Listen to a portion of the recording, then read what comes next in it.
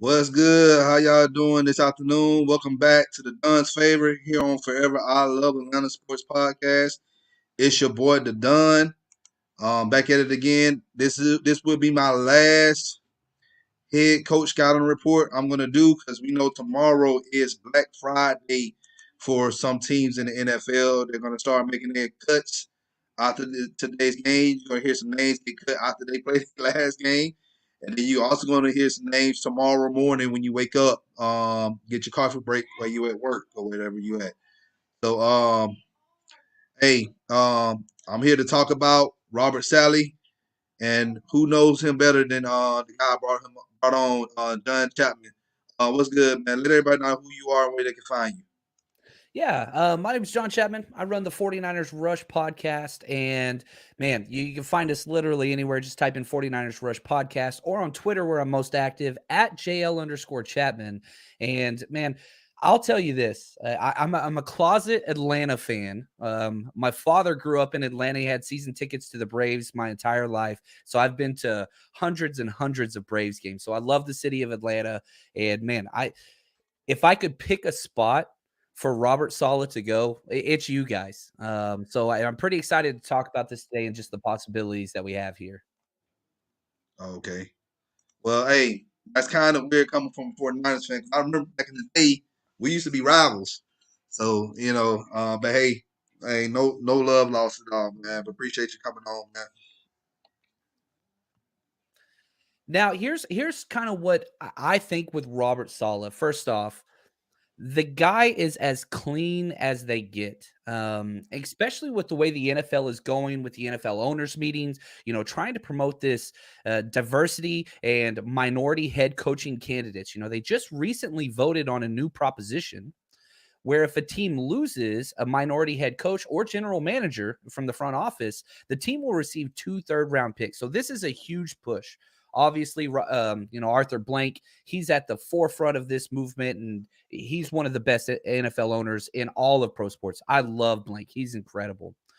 But whenever you look at Robert Saleh, and even with the 49ers down year, the defense has continued to perform no matter who's out. We're playing with third and fourth string cornerbacks. We've got our fifth string nickel corner in there. We don't even know the people on the defensive line. They're just picking them up off the street. Yet the 49ers defense this year is still a top 10 defense by many metrics. And so Robert Saleh is, again, clean. He's exactly what you want in the press room, press conference with the media. He doesn't give you any negative sound bites. So we've had him now, I think, for 4 years. You can't get anything negative out of the guy. He's as positive as a person you can ever have in front of the mic, and there's nobody that dislikes him or has anything negative to say about him. So Robert Saleh he's your perfect candidate because he's young and upcoming. He's a huge locker room guy. If you ever see him on the sidelines, if you ever watch a 49ers game whatsoever, he's animated. And even with the mask on his face, you can still tell he's jumping up and down, screaming, all that stuff. He's not a stoic guy at all. He brings the dynamite on the sideline game in and game out. And the players love to play for him. So I'm a big fan. I think that it's a great fit. The question is where, not if, he is going to be a head coach this offseason. The question is the Atlanta spot the number one landing spot for him? Because I think he's going to have a couple choices. Obviously, whenever you look at Detroit, he's from Dearborn, Michigan, coached in Michigan, played in Michigan. Michigan State, by the way. Yeah, I, Michigan I, State. I trust and believe. I'm a Uh, huge Michigan fan. So yeah, but I get it. Yeah, Detroit, even Michigan State tried to bring him in as a head coach, and like he turned it down. So I know it's a win, and I want to go ahead and talk about this real quick. Go ahead and just look at his resume I pulled up. So yeah, he started coaching at Michigan State 2002, 2003. Then he went to Central Michigan 2004. Then he was here in Georgia at UGA for 1 year under Mark Richt. And then he went to Houston and became their defensive intern, quality control coach, and assistant linebackers coach under Richard Smith. Richard Smith, he's not a stranger to us because he was our DC the first year and a half until Dan Quinn took over defense during that Super Bowl run.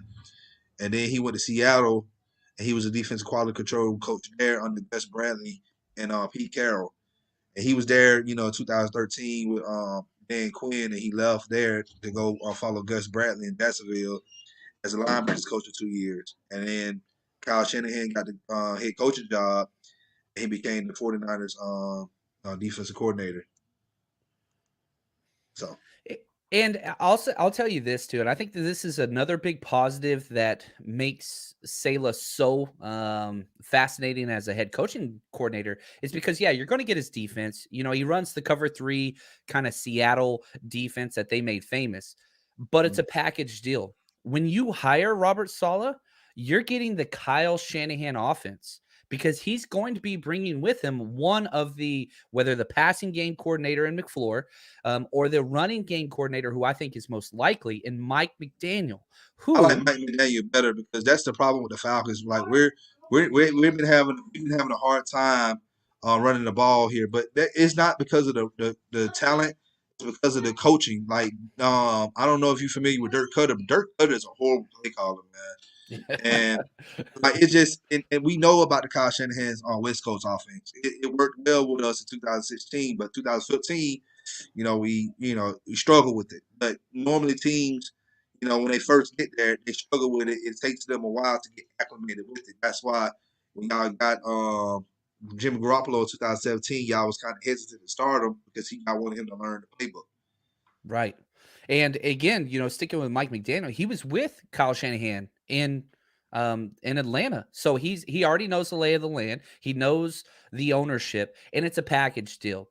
A lot of these, kind of hires that everybody's talking about with the Falcons, it doesn't fit the whole package deal that you're seeing out there.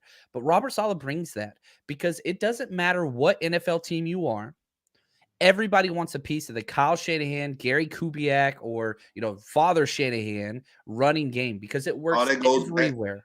And that all goes back to legendary coach what's the dude's name? I forgot his name. Bill Walsh. Bill Walsh. Yeah. I'm tired of brain fart early this morning, man. No, you're good, man. It all goes back to Bill Walsh.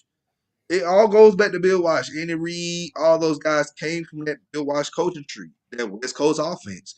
But just going back to Robert Saleh, and we talked about Seattle. Now, Dan Quinn also came from there too. And yes, I'm not going to sit here and lie. I was very hesitant. I don't want anything to do with cover 3. But what I've seen with Robert Saleh is that in order for you to run the cover 3, you have to have guys up front to get to the quarterback. If you don't have that, the cover 3 is flawed to begin with. And I've been trying to tell people that. It's flawed to begin with. In Atlanta, we don't have a pass rush, which is why we're last in the league in pass rush, not only pass rush, but also pass defense. Because you can't just expect your cornerbacks to just cover all day. You need somebody to disrupt the quarterback. And I think that's one of the evolutions that kind of Robert Saleh has brought. Whenever he first came in with the 49ers, we had no pass rush. We had one of the worst defenses all the way back since the merger. We broke the record for fewest turnovers forced by a defense in his first year there. And a lot of people were really upset, saying, man, this defense ain't working. This defense ain't working. Well, then they go out, they get Nick Bosa, they get D Ford. You had Eric Armstead, you had all these different guys up there, DeForest Buckner, and everything evolved. And the defense was, top 2 across the board. Maybe the Patriots had a better defense last year. That's fine. That's an argument you could have. But this year, no Nick Bosa. And he tore his ACL. No D Ford. You traded to Forrest Buckner. The defensive line was in shambles. However, I got Kinlaw. Kinlaw's been great. Yeah, no doubt about that. Eric Armstead's been all right versus the run. But the defense was able this year in 2020 to still, we're 5th in yards allowed. But we did it with a better secondary. Jason Verrett kind of came back from his 2-year hiatus, injuries. Richard Sherman's been in and out. But this year, I feel like, is Robert Saleh's calling card. You talk about all the stats and all the historical metrics from 2019 and the Super Bowl run. That's fine. What can you do with backups? What can you do whenever you don't have blue chippers everywhere? And Robert Saleh, so this year, he can adjust to his personnel much better. Because my number one complaint of Robert Saleh since he's been here, lack of in-game adjustments. But this year, he has shown that he is capable of doing that. Now, if you do hire Robert Saleh, is he going to be the defensive coordinator? I think he's going to implement the scheme, which translates very well with what you guys have in Atlanta. You don't have to change a whole bunch of pieces around. But I really do believe that he's going to be much more of a CEO type head coach where Yeah, he's and going that's to what we allow need. him. Yeah, that is what you need because you guys had the opposite and it didn't pan out. But this is a very smooth. There's no friction. If the Falcons go with Robert Saleh, it's smooth. You don't have to change your defensive personnel. You had this offensive game plan whenever you guys went to the Super Bowl not too long ago. A lot of players are familiar with it. Every player wants to be a part of this because it's so statistically friendly. I don't know, man. It just almost makes too much sense. I think the competition for you guys is Detroit just because of where he's from, but Atlanta's not a distant number two. Atlanta, like former GM Bill Polian, he said that GM and head coaches that's looking for jobs, Atlanta checks all the boxes. If you look at it, you have an offense here, defense. We have players here. It just the coaching has just been horrible. Dan Quinn just was a horrible coach, Yeah. not holding players accountable. Once again, not making the in-game adjustments like you need to. And just overall, the totality, this general manager Thomas Dimitrov just was a horrible GM. Never wanted to address the trenches like he needed to. And it just left this team just an other mess. Like and I'm looking at more of the GM. Who's the GM is going to be over the head coach? Because the GM is going to set the tone for the organization. Now, I mentioned some guys like Rick Smith, like John Dorsey, those guys that's been mentioning for the Falcons. They just mentioned rumored John Dorsey may want to come here to Atlanta to be the general manager today. But John Lynch has done a great job for you guys. And this is what I've been telling people, and this is why I was very skeptical of Robert Saleh because our defense, y'all had a lot of first round picks, a lot of former Pro Bowlers, all pro, talent on the defense. And I'm like, okay, well, and this was my attitude last year. I'm like, well, okay, anybody can coach that up. But this year, with all the injuries y'all had, and y'all still producing a top 10 defense with that, I'm like, okay. Then I says, okay, Saleh is legit. I like, I give him, I give him, I give him a pass. Now, is he my first coach that I want to hire? No. My first coach I would love for the Falcons to hire. You already know who he is. He I beat do. y'all last year. Yeah. Y'all Eric only scored Bieniemy. 14 points. Don Martindale. I Oh, love okay. I Don thought you were Martindale. going offense. Okay. No, Don Martindale. I love Don Martindale defense in Baltimore. Yeah. They do a good job. And one of my favorite things about Baltimore is they're one of the teams that understand complementary football better than anybody. Their offense and defense play together. Everything is seamless and they feed off of each other. A lot of NFL teams can't do that. So I do like Martindale. I think Bieniemy, he's another guy that I really love, the offensive coordinator for the Chiefs. He's But not really back to calling the your plays though. yeah, that's true. That's true. And we saw that with Frank Reich, who left with the Eagles. Everybody's like, hey, what's going on with that? Even Doug Peterson before that. Doug Peterson didn't call plays with Andy Reid. And so we've seen the success take place.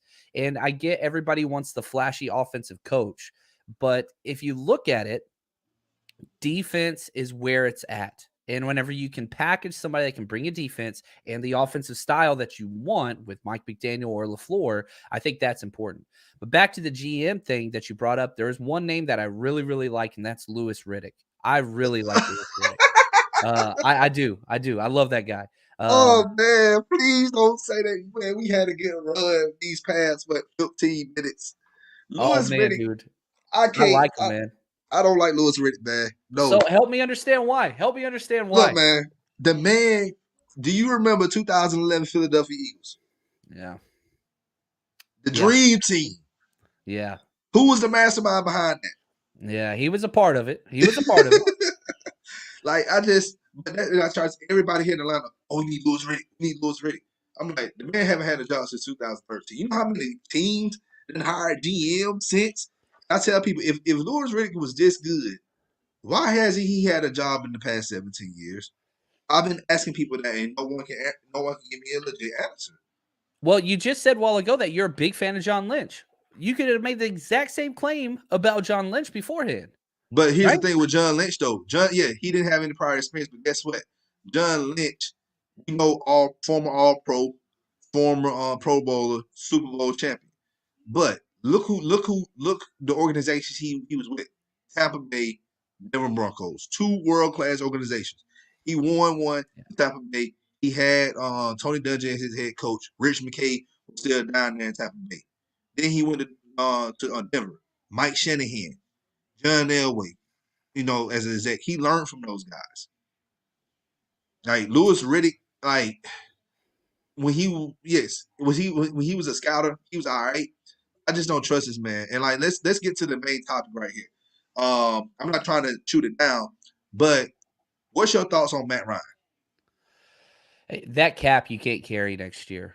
You got to renew. I think he's due $40 million against the cap next year, which is insanity. Now, whenever the contract was written, you weren't planning on COVID and the lower numbers because, again, the salary cap currently in 2019 is about $198 million. Next year, the floor is 175. Now, it could go up. If you're wanting to have, if you're not wanting to be a rebuilding team, you either have to restructure that. You can't trade that contract. Nobody wants it. You've got to restructure that deal, which I think will happen. Because again, let's say, all right, you've got two options. Let's say you move on. Matt Ryan, we can't do it. This deal, he's too turnover prone. If he can't do it with Calvin and Julio, then, whatever. What's your other option? You're going to bring in Ryan Fitzpatrick? Thank you. This is what everybody's saying. And this is why on my profile picture, if y'all haven't been following me on Twitter lately, I took a picture of an anti-tank artillery. Like everybody talking about tanking. We need to lose today to tank the quarterback. Everybody talking about Justin Fields. Justin Fields had one good game and everybody losing their mind. I just don't get it. And before Justin Fields, it was Zach Wilson. And before him, Trevor Lawrence. Like, we don't need a quarterback. The quarterback is not the problem here in Atlanta. It's the defense. Yeah. And it's been really coaching as a totality. Yeah. And so would you keep Matt Ryan at his $40 million cap hit number? I will. Yeah. And he's still an elite quarterback. Put it like this here. Say, for instance, let's act like we're playing Madden. All right? Because this is what a lot of people think. This is a video game. You just turn things on. You can turn cap hit, all that stuff off, and just trade and make whatever crazy trades that you want to. You know how Madden works. Yeah. So, because a lot of people think it's just a video game, you just turn that thing on. It doesn't work like that. This is not Madden. So let's play Madden real quick. All right. Say, for instance, we want y'all first round pick, and we trade Matt Ryan for that first round pick, and then we also get Jimmy Garoppolo. Would y'all make that trade? Would you make that trade? So hold on. Ignoring the cap, ignoring money. Would you want a Matt Ryan over a Jimmy Garoppolo? No. Why not? I think I like Matt Ryan, but he's old. And I would rather have the ceiling of Jimmy Garoppolo. They're close. And most of 49ers Twitter would disagree with me and they'll say, oh, get Matt Ryan in here. But here's the deal. The 49ers don't have Julio and Calvin Ridley to throw the ball to. That you got to think about it. Hold on. See, you're looking at the receivers. Julio hasn't been playing that much this year. All right. And yes, Calvin Ridley just got 1,000 yards over the season. But you also got to go back to the 2016 Super Bowl season.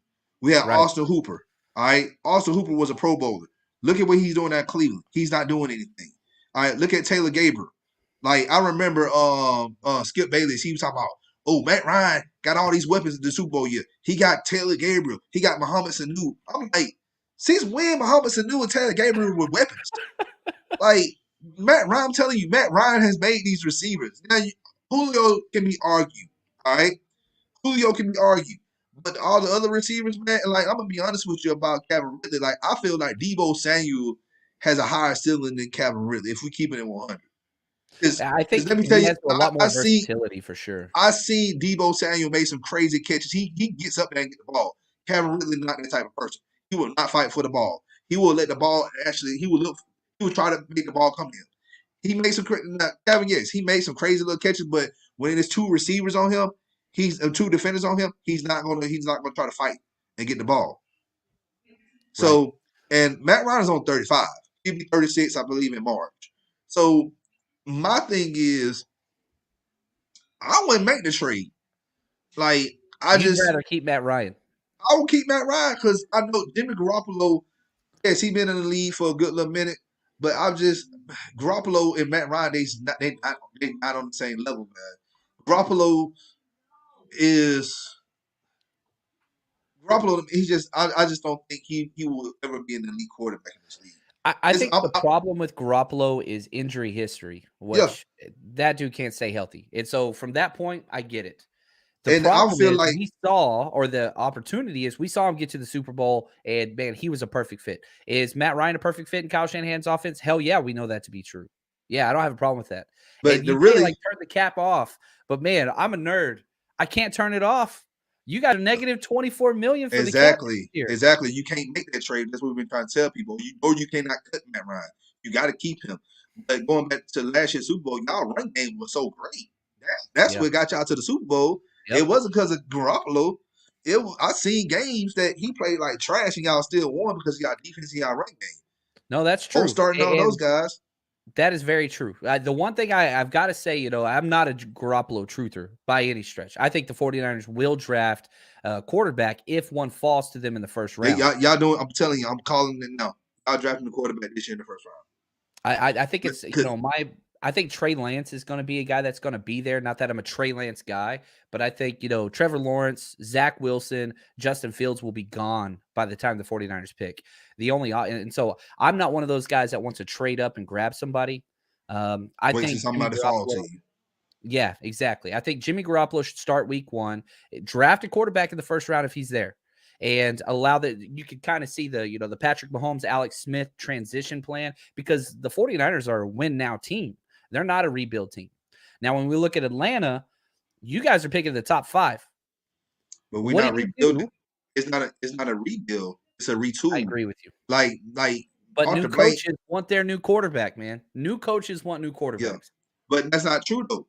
In 2017, when Kyle Shanahan got there, did he draft Deshaun Watson, Mitch Trubisky, or Pat Mahomes? Nope. To the chagrin of 49ers faithful, he did not. Look, guess what? And I'll tell you this: John Lynch is a smart GM. I'll draft it every year. In the first round, y'all get trench players. Yeah. Y'all got Solomon Thomas. Then y'all got Matt Ryan's cousin. I forgot his name. Mike McGlinchey. Matt McGlinchey. Then y'all got Bosa. And then y'all got Kinlaw. So that's what I'm saying. Like, y'all been drafting the right way. Y'all been drafting guys for the trenches. If you cannot win in the trenches, you're not winning anything. Yep. And that's the thing with the Falcons. Like, we've been ignoring the trenches. Yeah, we drafted Gary and Lindstrom last year's draft, but that was it. Like, yeah, these guys, they're gonna play well. I really feel like they're gonna perform well. But with play calling like this, like, nobody in the offensive line looks good. I'm just calling it like it is. But we just turned far away from Robert Saleh. That's all right. We got to get back to that, man. But yeah, we know he worked with Gary Kubiak, that West Coast offense, Pete Carroll, Gus Bradley, those guys. Now, explain to us when his time with the 49ers, and working with all those former first-round draft picks and those Pro Bowls. His defensive philosophy is pretty simple. I mean, obviously, he comes from the cover 3. He wants to get pressure with 4 people. And this year, we've seen him adapt his philosophy a lot because of all the injuries that we've talked about. He's blitzed way more this year than we've ever seen. Using Fred Warner, he loves to nickel blitz off the edge. AJ Terrell, who you guys got, I really feel like he is a perfect fit in this scheme. He was really, really high on my board, and I thought he was a possible option for the 49ers. Instead, they went Brandon Ayuk when they traded up after Terrell was gone. But Robert Saleh, since he's been here, he's so freaking consistent, and it's a keep it simple off a defense. It's not complex. It really, really isn't. He's not one of those guys that's trying to confuse quarterbacks pre-snap. That's not what he does. It's very, very simple. Everybody steps in and plays. And because of that, you've had guys that have incredible rookie impacts. Guys like Dre Greenlaw, who's one of my favorite 49ers. He's out this week. Fifth round pick out of Arkansas, steps in and just lights the freaking league on fire from day one at the linebacker position. We've seen the same thing from safety play. We've seen the same thing from corner. We've seen the same thing from edge. It's an easy defense to step in and apply day one. It's a player-friendly defense is really what it is. And the scheme is relatively simple. As you well know, there's not a lot of caveats to the cover three, but he is doing a little bit more man. He is doing a little bit more blitzing this year, but which is huge for 49ers fans because our defense was so vanilla, even though it worked, it was very, very predictable. And his entire mindset is this: for a team to score against us, they have to go on a 13-play drive with no negative plays. You get a false start, you get a holding call, you get a sack, it's over. And so he wants to force the offense to methodically move down the field with 4 to 5 yard out routes nonstop. And if they're patient enough to do that, then they're going to have success, which we've seen the Cardinals. They kind of have had our number, not last week, but last year. Little quick out routes. They piss me off so much, man. It's just like death by 1,000 cuts. But that's what he wants the offense to have to do to have success against this defense. All right. All right. My next question is now we talk for some reason when we look at when I look at defensive coordinators that are good in the league, they normally were linebackers coaches by trade. Why is that? So I come from a coaching background myself, and the whole idea is this: the linebackers are the only ones that deal with defensive line and secondary. If you're a secondary guy, secondary coach or player, you don't really have much to do with the defensive line. You don't need to understand what's going on. But the linebackers have to understand and communicate with back and forward. So it just makes sense because you're dealing with the run game gap control system in the run game. You're dealing with the scale, the coverages and all those different things. And so it just kind of works. Now, here's the pecking order on the defensive, position groups on calling plays. You're going linebackers, secondary, defensive line is usually last. Jim Tomsula for the 49ers, who had 1 year as a head coach. He was a defensive line coach, whatever. Jim Schwartz, he's a defensive line coach for Detroit. He eventually got to the head coach. But you don't see that quite often. Yeah. Because, again, the scheme for a defensive line, it's very, very basic. You don't really learn a lot. Not selling it, under that. I played defensive tackle. But you don't have to understand the complexities of coverage, checking in and out of things, motions, all that kind of different stuff. It's just not there. So the linebacker is huge because the communication is so important. And usually you have your Mike linebacker that's got the green dot on the back of the helmet because he's the one that's talking to the coach, getting all the plays and all that stuff in the NFL. You don't really see safeties or linemen ever have that. So it just kind of fits that way. Okay. All right. Yeah, you pretty much hit the nail on the head with me because I figured that out already. Because the linebackers is always going to be a quarterback for the defense. How it is. All right. So and I know I've been saying this. What's good, Joe? I've been saying this on every show because I done like scouted so many potential head coaches this season already. It's been like a broken record with me. But Arthur Blank, when he fired Dan Quinn and Thomas Dimitrov, he said he wanted a leader among men and as a head coach. Does Robert Saleh fits that description? To a T. To a T. You're not going to find anybody that has more of a leadership type quality than Robert Saleh. It doesn't exist. If you're, again, you talked about Madden earlier. You look at the attribute scale. He's a 99. Leadership, 99. He's all the way at the top. And, I've listened to every single press conference for the 49ers in this entire player, coaching staff, whatever. So for 4 years straight, I've heard these players talk. And when a defensive player gets up at the podium, you better believe they're talking about Robert Saleh.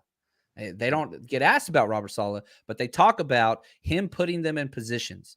And as a coach, it is your job, imperative, to make your players believe that you're giving them a better chance to play successfully and to win. And that permeates this culture big time on the defensive side of the ball. They feel like they got a cheat code. And a lot of that is because of Robert Saleh. I don't want to see him go, but it's a foregone conclusion. He should have been hired last year, to be honest with you. Well, If he the didn't want to go 49ers were, anywhere. He wanted to try to win another Super. You got to think about it. You want to bring a winning a Super Bowl. All right, he won one in Seattle. All right, now he was on the brink of winning another Super Bowl as a assistant coach. That winning multiple Super Bowls as assistant coach is rare. yeah. All right, but that's what he wanted. He wanted to come back and say we was that close last year. I want to come back and give it another shot. Well, I think he would have taken the Browns' job. It came down to Stefanski and him, and they chose Stefanski. And the timing of it was weird because, again, they made the hire right before the Super Bowl. They kept interviewing them back and forth. Part of me, I don't know, it's kind of whatever. But if the 49ers weren't in the Super Bowl, I think there was a better chance that he would have gotten that job. They were ready to move forward, which I don't know why teams are always in such a big hurry. Anyway, naming their I guy, feel but you're like they right. should start doing the hiring process after the Super Bowl. Let every team get through the season, the playoff, the postseason, and then in February, because I know it's hard because you got the combine and all this other stuff they got to focus on. But man, do it after the Super Bowl, man. Yep. Like, because some teams they in a rush, they want to hire these other people, and it's not, you know, it's not the person that you actually want. So No, I'm you with I'm see with you teams, there. you see teams like the Jets reach for a coach like Adam Gase or something like that. And I'm like, the man didn't even do good in Miami. I don't want this man, but whatever. So, but now the last question I gotta ask. So we talked about defense. All right, do you think he come here in Atlanta and fix this defense that we've been trying to get fixed for years? Because it was not good under Mike Smith. It wasn't good under Dan Quinn. I think the problem that you guys have is salary cap. You're not going to be bringing in a whole bunch of free agents. Because of that, you've got Because to them have a drafts. system where the current guys will fit. I think Albrecht has done a great job. I really, really do for the situation he was in. But you keep the system, right? Obviously, new calls, some new wrinkles, all those different things.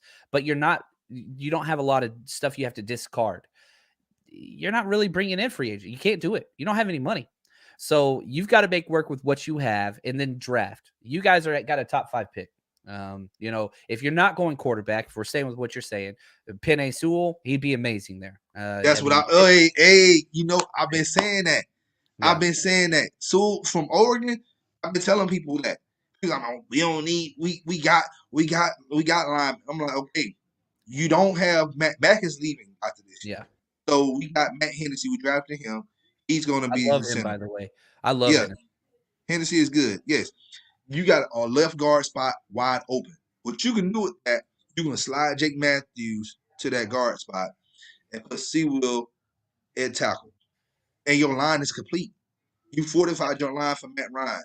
Not only that, heck, if you bring in a good play caller, you know how to run the ball effectively. To whatever we can drive a running back in the fifth round and make him a star. Yep. And another thing with this draft, there's not that top tier edge guy that's like, oh, Exactly. Nick Bosa, Chase Young, Miles Garrett. That's not this draft. That's It's not not. his draft. Now are you going to get a solid edge player in the second round? Nah, probably not. They usually don't pan out back there, which you need some edge guys, you need some D line guys. But if you're looking at a mesh point or a sweet spot where you're picking, if you're not going quarterback, now that's the caveat here.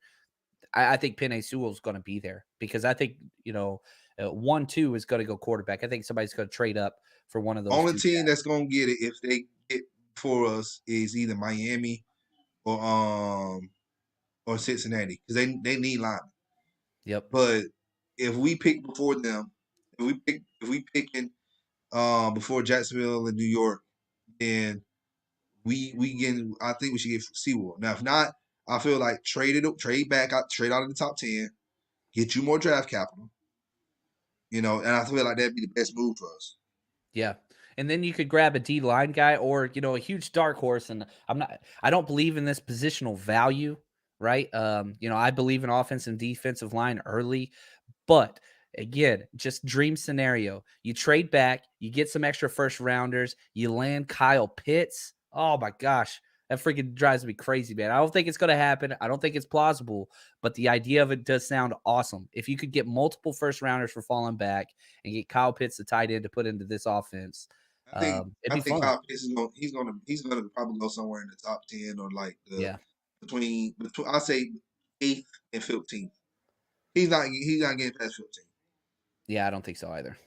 I don't think because so I think either. a team like Arizona or I say shoot the Panthers they may end up getting them a tight end for their they had Christian McCaffrey and then you get Kyle Pitts. Oh man, that sound dangerous. Then you already got D Moore. So but yeah. But I this is this I'm glad you brought this up, man, because I've been telling people this all the time, man. Just at third in the third round, I mean not third round, in the third pick, if we pick the third or fourth, you got to get the best lineman available, and that's Sewell. Gregory Rousseau from Miami, he sounds good, but I feel like like we said, no defensive end is going to pretty much be a game changer in this draft. Not And it either changed one. so much like Not Caleb Von Chasen yeah, already. It's two of not the same guys. yeah, not effectively anyway. Now you can coach these guys and develop them into being that. There's a lot of green players, project players, but somebody that's NFL ready, Sewell, game one, week one, put them in. You're gonna get some get results out of this guy. So, I'm with you, man. all right. Well, hey man, appreciate you coming on the show. Once again, let everybody know who you are, where they can find you. Yeah, at JL_Chapman. I'm most active on Twitter. 49ers Rush Podcast, which you can find anywhere. We have a live YouTube channel. We do a whole bunch of draft video breakdowns. So the 49ers are already in draft mode. So we do nothing but film work on the top. We did the top 180 picks last year. So if you're into film work, all 22, all that stuff, head over to my YouTube page. Just type in John Chapman, hit subscribe there. We do draft stuff year round. We're a 49ers podcast, but it's nothing but draft talk from now all the way up until, I guess, the end of April. So, yeah, head over, let us know where you came from. And, man, really appreciate you having me on. This is an absolute blast, man. You know your stuff. I love what you do, man. And, I started off saying this. I'm kind of a closet Falcons guy, even though I'm not supposed to be. Don't tell nobody. Hey man, hey, your secret is safe with me. Everybody who watched live, I'm glad y'all joined live. I know we got 15 minutes before the game, so let's go ahead and get ready for this game. I hope the Falcons win. As a real fan, you do Love not it. want a team to lose the tank to just get a maybe out of a draft. Hell Okay, yes, man. thank you. Even the 49ers, Yes, he knows this. All right, you yes. don't just tank to Play get a to player. win the game. Exactly. Exactly. So if you're watching this at a later time, let us know your thoughts on Robert Saleh. Do you think we should bring him in? Do the Falcons should interview him, or say no? You just won't hear it in me. Whatever the case may be, you just let me know. If you're new to the channel, you already know what to do. Hit that subscribe button, hit that like button, share this content out with Atlanta Sports Fanatics, hit us up in the comment section. As always, come holler at your hometown sports podcast. It's your boy The Dunn with another episode of The Dunn's Favor. Y'all have a great afternoon. About to go ahead and watch this last game of the season. Hey, we'll be back later on this evening with our evening show, and I'll be back during halftime to talk about recap the first half of the game. Y'all be good.